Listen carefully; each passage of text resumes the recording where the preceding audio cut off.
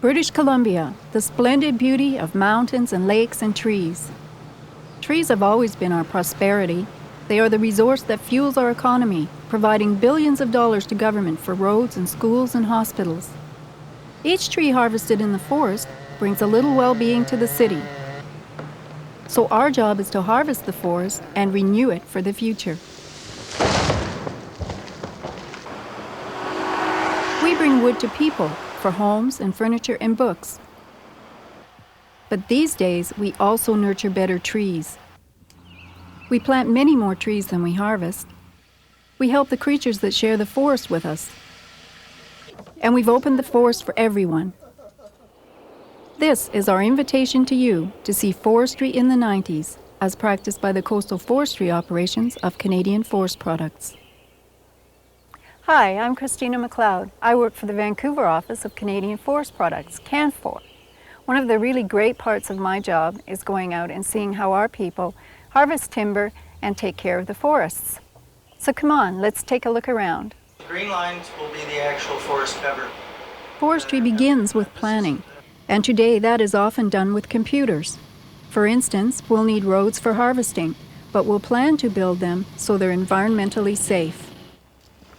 Here's a mature forest ready for harvest, but first we'll need information to plan the next crop. Just as a doctor is trained to sustain life, a forester graduates from university trained to raise trees. By examining the forest and the soil below, the forester plans the next crop, deciding what kinds of trees will grow best and when and how they should be planted. Then, once all the roads have been built, the fallers can begin the harvest. Trees on the BC coast tend to be large and old. They're majestic trees, but they also tend to be overmature, decaying on the inside faster than they're growing. Each time a big tree falls, room is made for several vigorous new trees to be planted.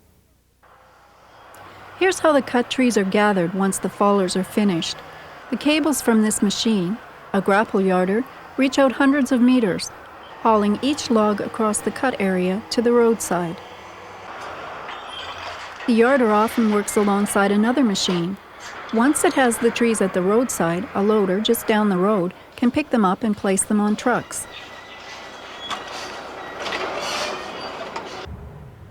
Logging trucks travel on roads we build especially for them. These roads are also for the public, and except where we're actively harvesting, they are open for anyone to enjoy the forest. In this case, our trucks haul the trees to the railway, where they're reloaded onto train cars. This is at our tree farm license on Vancouver Island.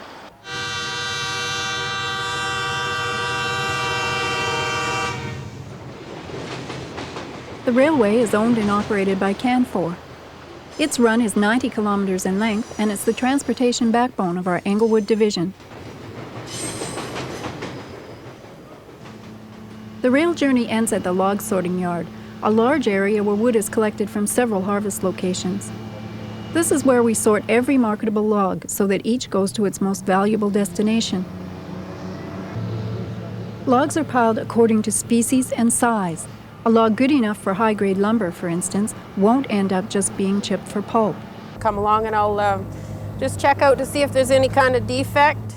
Every log we harvest is scaled. And we measure our diameters, doesn't matter whether we do the top or The the scaler bottom. notes both size and condition. This is the official record of our harvest. Okay, as we get our numbers, then we punch them into our handheld recorders. We pay the government for the wood we've harvested. It's a major source of government revenues for schools and hospitals, and scaling is how it's calculated. Once wood is sorted and scaled, it moves into the water and out of our hands. The next stop is the customer, a pulp mill or sawmill, perhaps in Greater Vancouver. Our wood and wood products are shipped to customers around the world. CANFOR is a Canadian company based in British Columbia. We have a large research and development office in Vancouver and seed orchards in Sechelt, Kamloops, and Grand Prairie. We harvest wood from several woodlands bases in BC and Alberta. We have several sawmills and remanufacturing plants in Vancouver and in other centres. 2 pulp mills and a paper mill in the BC interior, and we're partners in a pulp mill and newsprint mill on the coast. This video is mainly about CANFOR's coastal forestry operations. We have extensive timber cutting rights at our Englewood division on northern Vancouver Island, and smaller timber tenures near Pemberton, Harrison Mills, and on the Sunshine Coast. CANFOR began as Pacific Veneer in BC's original capital city, New Westminster. The plant opened over 50 years ago, just before World War II. Pacific Veneer grew quickly, called upon to serve the war effort, making the leading wing edges for the famed mosquito bomber. Women worked with the paper-thin sheets of wood because the men were off fighting the war. We got our railway when we acquired timber rights on northern Vancouver Island. With the war over, forest camps like WAS were becoming communities with back fences and families. It seemed then, decades ago, that British Columbia had trees for an eternity. We will have trees forever, and science is making sure of that. Some of our trees begin in test tubes. The man with me works with CANFOR to tissue culture trees. Each tube contains a cutting. Each cutting comes from a superior tree in the forest, a tree that is growing straight and tall. The species here is growing in a test tube because this way we can grow quality trees faster than by using seed. As it grows, we then find we end up with a culture that will look similar to this. A very full test tube, very well branched. The species we're working with here is yellow cedar. My grandmother used to start new geraniums this way, although this is a lot more sophisticated. Here, Les Clay's people will break this cutting into 10 pieces and start 10 new test tubes. Here's another way we improve new forest. This is a CANFOR seed orchard where we raise seed. We're growing trees chosen because they're superior, straight, tall, and free of defects. In springtime, we collect the male cones in the orchard, and after drying them, we extract the pollen. The pollen is used to fertilize female cones. The objective is to produce superior seed. Seed goes to the nursery. Hundreds of thousands of seeds from a number of species shipped to nurseries who contract with us. Growing seedlings is a big job. CANFOR alone plants 20 million new trees a year. This is Reed Collins Nurseries. CANFOR supplies seed to several contract nurseries. Their job is to monitor seedling growth to make sure each seed becomes a robust new tree. So seedlings get a year or two of royal treatment now to prepare them for 100 years of growth in the forest.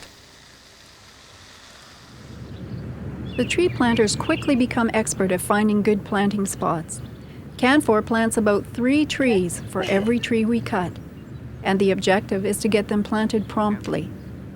The planter has to make sure each seedling goes into soil in which it can thrive. This planter probably won't see her work when it's mature, ready for harvest, a century from now, but her grandchildren will. Here's an alternative we're experimenting with. Instead of planting the seed at a nursery greenhouse, it is planted right in the forest. The plastic cone is a miniature greenhouse. The plastic will photodegrade, disintegrate, and the seedling will grow in the forest and avoid the shock associated with transplanting nursery seedlings. Yep, it's a milk carton. Deer and elk love to browse in harvest areas. They're welcome to the other plants, but we must protect the seedlings, and the milk cartons help. As a farmer checks his crop, so a forester monitors growth. With a core sample, you can examine this tree's growth rings without damaging the tree. This is a good-looking stand of trees, halfway through their growth cycle. Below, you can see the stumps of the old growth, the first forest that was harvested perhaps 50 years ago. And the small trees on the ground show how this forest was spaced. We cut some to leave more room for the most promising trees to grow. The core sample shows the results. Right there is when we spaced it. And you can see by the rings they got wider after we spaced. Just like your carrots in your garden, when you space it, you'll get a much bigger carrot. Here's another forest that was spaced, only this one was spaced later. The trees removed were big enough to be commercially useful. It's difficult to cut down some large trees and not damage those that remain, so selective logging works only on flatter ground and in young stands. But where it works well. Eventually, we'll clear-cut these trees and plant a fresh crop, just the way they renew the forests of Sweden. We think CANFOR's a good company, firstly because of its people. This machine has a telescopic snorkel, notable for its exceptional reach. We might have bought a different machine if the decision had been made at head office, but the man who runs it, in this case, made many of the decisions about it. And it makes it feel good when you're operating it, that it's for you. Gordy Hermans was part of another purchase, along with 4 other men, none of them executives. So a group of you went to Oregon to look at the machine? I was mostly concerned with visibility, safety, reach, productivity, clearance. The consensus was this log forwarder. CANFOR likes it because it moves logs without a lot of disturbance to the ground. We like it even better because our people chose it, and each person has a stake in making it perform. People pretty much decide what CANFOR is, the people who work for us and who live around us. Many, for instance, enjoy the ski area on Mount Cain at our Englewood division north of Campbell River. It was initiated by our employees with help from the company. We're also proud of some work in our harvest area on the Sunshine Coast. Logging roads lead you in, where you'll find a chain of 4 cabins built as a community project with CANFOR wood. Unfortunately, some people now want to stop forestry, prohibiting the industry that opened up the area. The cabins are for use free, and the messages in the guest books show many people appreciate them. And here on Wass Lake is one of 7 campgrounds maintained by our Englewood people. We have over 100 camping spots all told, and you stay for free at any of them. We know every campsite in BC, and I don't think there's any better scenery anywhere than this. So, what do you think? When I first started with CANFOR, I really liked the company, but I wasn't sure that I liked what I'd heard about the forest industry. Now that I've seen today's forestry firsthand, my views have changed. This happens to a lot of people who come and visit us in the woods. So let's go see forestry, why we do what we do, and meet the people who work in the forest. This is Wass, population 600, the heart of CANFOR's Englewood division.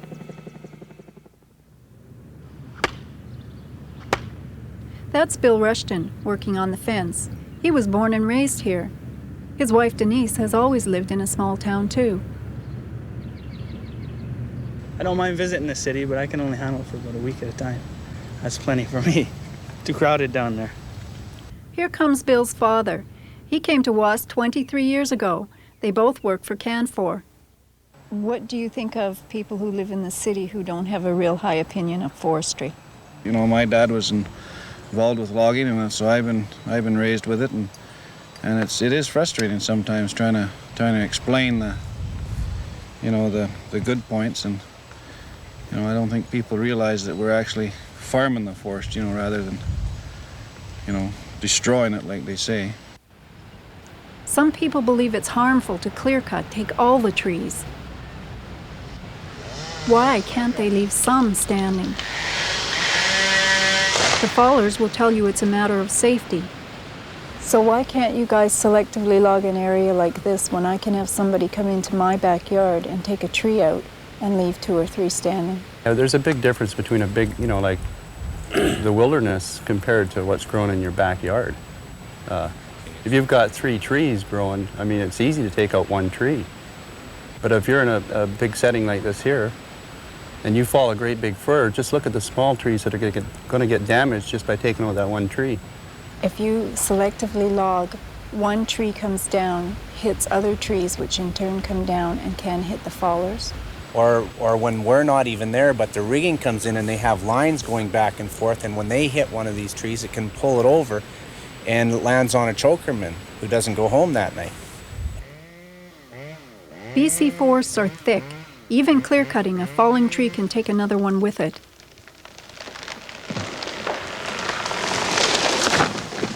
If there were trees all around, they could fall unpredictably. Most trees grow on steep mountainsides. They are felled so they stop as they land. But if they roll downhill into standing trees, the results could be disastrous.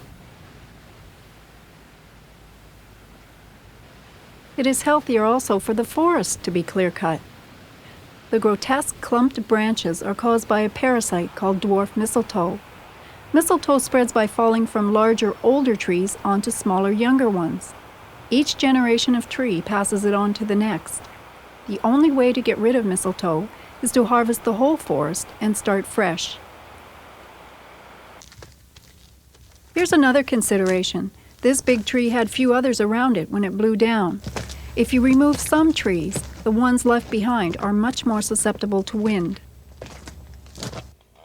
But the real concern is the forest worker. He wants to earn his pay and survive to play with his grandchildren. Another thing that bothers people is why we cut all the trees and then leave wood behind. You can see, Christina, the rock kind of goes into all the way down and probably down about over there. These days, the only wood left behind is wood just not suitable for market. This log may look okay, but the end shows the tree was rotting when felled, and a mill can't use a log like this.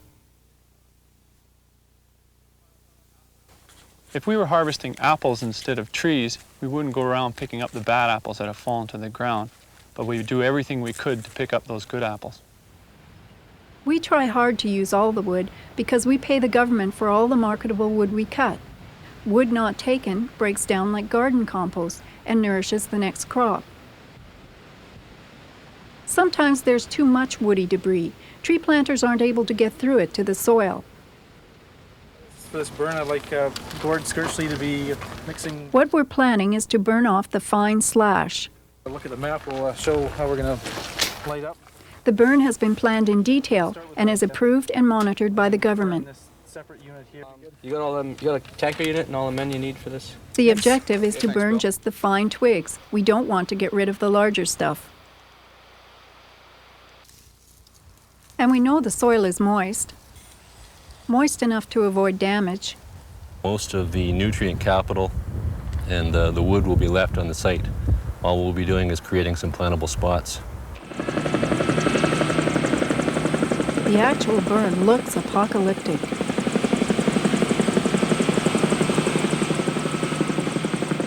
The pilot is a fire veteran and ignites precisely to the burn plan. We burn only about 20% of clear cuts, only when essential. The burn proceeds only in weather that allows the smoke to escape aloft, away from populated areas. And each burn is monitored closely. The fine slash burns fiercely. The smoke and heat for a few minutes are intense.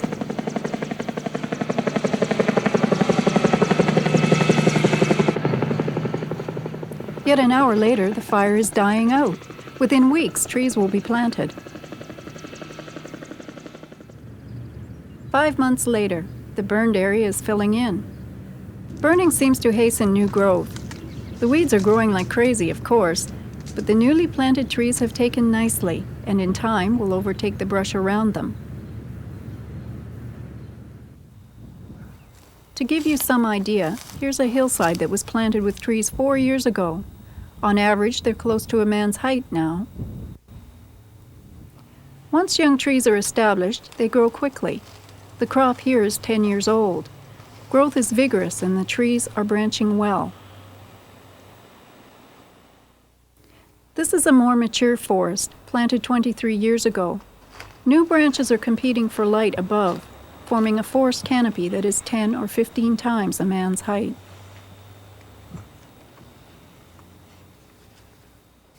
Here's another concern people have: road building. Forest companies build many kilometers of roads each year to get into the forest and harvest the wood. Roads still have to be durable for machinery, but today they must also be environmentally safe. You clean up, you can't go into creeks now. We used to walk up, get in the creeks, clean them out. Now we got to stay on the outer edge and put the culverts in before we go over. Road builders today must be sure water stays clean and has a proper path to flow away. CANFOR is at the forefront with a system that harvests wood without disturbing the environment. You can see in this valley where 3 roads stop as the system begins. The system is called the long line.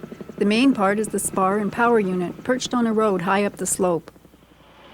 The line from the main unit stretches across the valley, can run out 2 kilometers, carrying a large motorized carriage high above the valley floor. Other lines drop down from the carriage to collect logs on the ground. The long line will allow us to gather wood in sensitive areas without environmental damage. This is one of the first times it's been used in Canada. The winch on the carriage hoists the massive logs off the forest floor. On sites where the earth is fragile, the long line system is especially beneficial. The soil and nature's watercourses are undisturbed by machinery, and because of the length of the line, far fewer roads are required.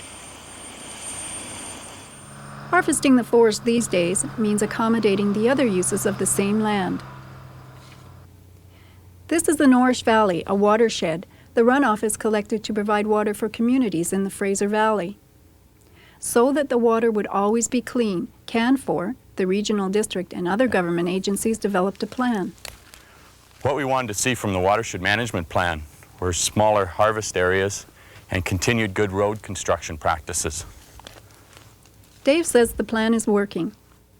For us, it means smaller clear cuts and good ditches so that roads don't wash away. It also means special care in silviculture. New trees have sprung up, hemlock and amabilis fir, which have reseeded naturally. But we've added a 3rd variety, noble fir, both for biodiversity and to get the jump on forest weeds, brush. We planted this site with extra trees, even though there's some naturals here, because it's a very rich site and there is a brush threat, and we didn't want to have to come in here and use herbicides because it's in a watershed. So the water is clean and clear as it flows to the Fraser Valley water system. The forest is also home to animals, and this is the kind of forest deer prefer. The complex canopy prevents most snow from reaching the ground. The ground is covered with new growth, which deer can browse on. And filmy, wispy lichen hanging from the trees is winter food for deer. Al McLeod is trained both as a forester and a zoologist. His pet project is to create new winter range for deer. The test case is this young forest. The trees, about 20 years old, have been spaced to let in the sun. Branches grow out more to keep out snow. Limbs are pruned high to let new plants grow beneath. And the new plants are trimmed low. Cedars are a really important species for deer in the wintertime, or any time really.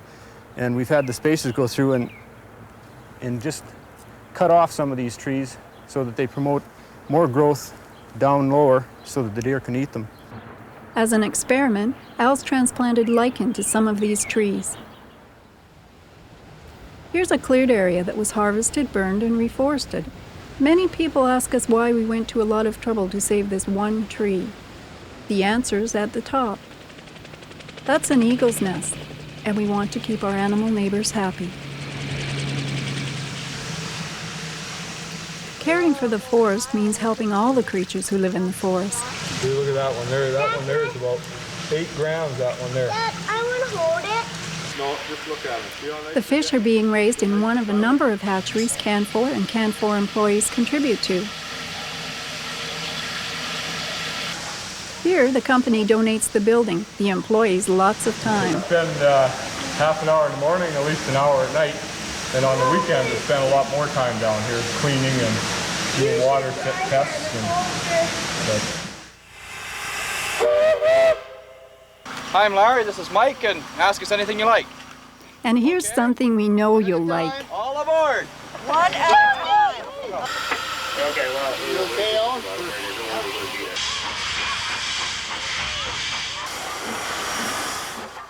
We've brought back our old steam locomotive. so you can ride the same route our working steam Lokis ran almost a half a century ago.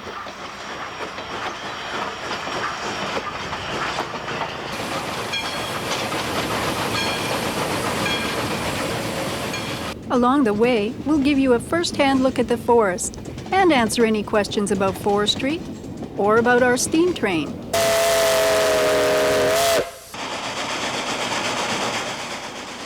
So we're really proud of our steam Loki, the same way we're proud of the work we do in the forest. We offer tours at any of our forest operations. We'd be glad to hear from you anytime. I hope you'll accept our invitation to see forestry in the 90s at our coastal forestry operations.